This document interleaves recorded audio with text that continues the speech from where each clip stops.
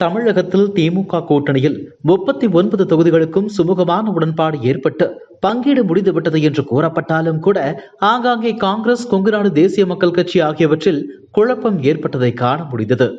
திருச்சியை எங்களுக்கே ஒதுக்க வேண்டும் என்று காங்கிரஸ் தலைகீழாக நின்று பார்த்தது. திருநாவுக்கரசர் எம்பிக்காக தமிழக காங்கிரஸ் தலைவர் செல்வ பெருந்தகை எவ்வளவோ முட்டி மோதி பார்த்தார். ஆனால் திமுக கடைசி வரை இறங்கி வரவே இல்லை. திருச்சி தொகுதியை மதிமுகவுக்கு ஒதுக்கிவிட்டது. இதே போல ஆணவ கொலையை ஆதரித்து பேசியதற்காக நாமக்கல் தொகுதியின் கொங்குநாடு மக்கள் தேசிய கட்சி வேட்பாளர் சூரியமூர்த்தி பற்றி திமுக தலைமைக்கு கண்டன கணைகள் பாய்ந்தன. மேலும் இது தொடர்பான வீடியோ சமூக வலைதளங்களில் வைரலாகி திமுகவுக்கு பெரும் தர்ம சங்கடத்தையும் ஏற்படுத்தியது. இதனால் அதிர்ச்சியடைந்த நாமக்கல் மாவட்ட திமுக நிர்வாகிகள் சூரியமூர்த்தியை மாற்றியே ஆக வேண்டும், இல்லை என்றால் திமுக சின்னத்தில் நாமக்கல்லில் போட்டியிடும் அவர் தோல்வி அடைவது நிச்சயம், அது நமது கட்சிக்குத்தான் அவப்பெயரை ஏற்படுத்தும் என்று வெளிப்படையாகவே பேச ஆரம்பித்து விட்டனர். இதனால் வேறு வழியின்றி திமுக தலைவர் ஸ்டாலின் கொங்குநாடு மக்கள் தேசிய கட்சியின் பொதுச் செயலாளர் ஈஸ்வரன் எம்எல்ஏவிடம் தனது கடும் கோபத்தை வெளிப்படுத்தியதாக கூறப்படும் நிலையில் அந்த தொகுதியின் வேட்பாளர் அதிரடியாக மாற்றப்பட்டார்.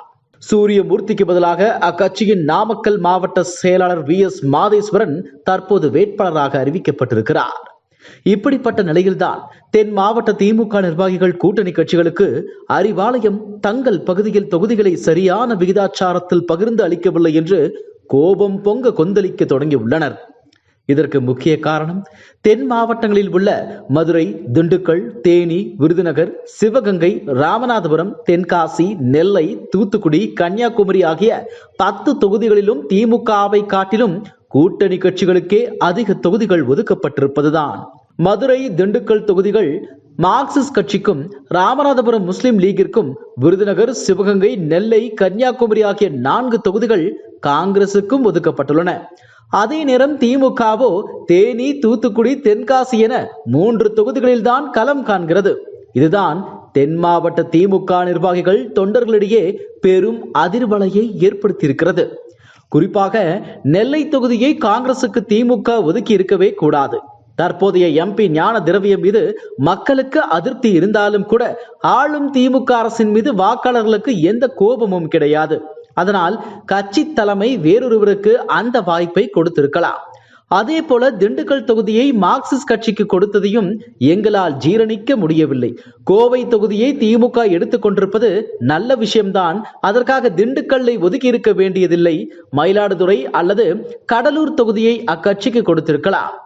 இப்படி செய்திருந்தால் தென் மாவட்டங்களில் உள்ள 10 தொகுதிகளில் சரிபாதி அளவிற்கு திமுக போட்டியிடும் நிலையை உருவாகி இருக்கும்.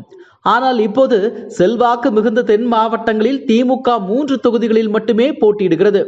அதே நேரம் வட மாவட்டங்களிலும், கொங்கு மண்டலத்திலும், டெல்டா பகுதிகளிலும் திமுக 18 இடங்களில் போட்டியிடுகிறது.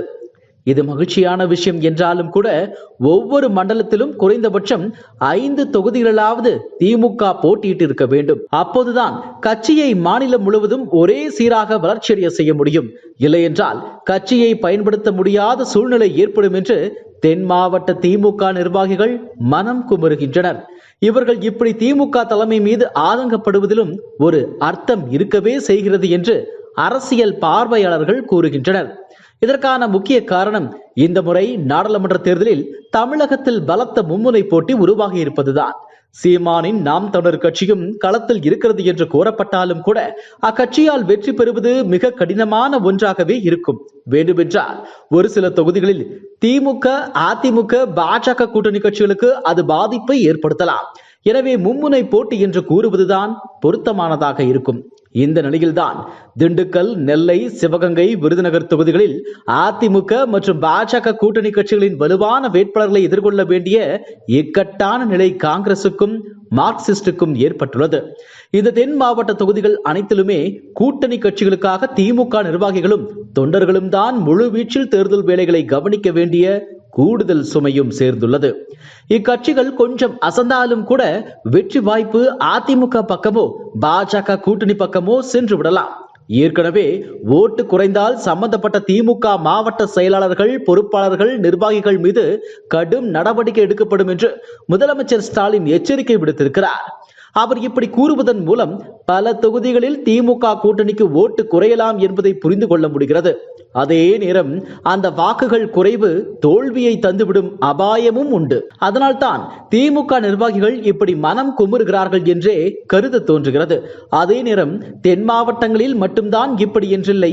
கொங்கு மண்டலத்தில் கோவை, ஈரோடு, நாமக்கல், திருப்பூர், தருமபுரி, கரூர், சேலம் என 7 தொகுதிகளிலும், வட மாவட்டங்களில் விழுப்புரம், ஆரணி, கள்ளக்குறிச்சி, சிதம்பரம், கடலூர், வேலூர் என்று 6 MP சீட்டுகளிலும், டெல்டா மாவட்டங்களில் திருச்சி, மயிலாடுதுறை ஆகியவற்றிலும் திமுக கூட்டணிக்கு இது போன்ற சவால்கள் காத்திருக்கின்றன என்று அந்த அரசியல் பார்வையாளர்கள் கணிக்கின்றனர். இதன்படி பார்த்தால் திமுக கூட்டணி 20 இடங்களை மட்டுமே கைப்பற்றும் சூழல் இருப்பதையும், எஞ்சிய 19 தொகுதிகளில் அதிமுக மற்றும் பாஜக கூட்டணி கட்சிகள் கைப்பற்றுவதற்கான வாய்ப்பு உள்ளது என்பதையும் மறுக்க முடியாது. சபாஷ், சரியான போட்டி திமுகவுக்கு காத்திருக்கிறது. இதுபோன்ற செய்திகளை மேலும் தெரிந்து கொள்ள எங்களது யூடியூப், ஃபேஸ்புக் மற்றும் ட்விட்டர் ஆப்களை சப்ஸ்கிரைப் செய்யவும்.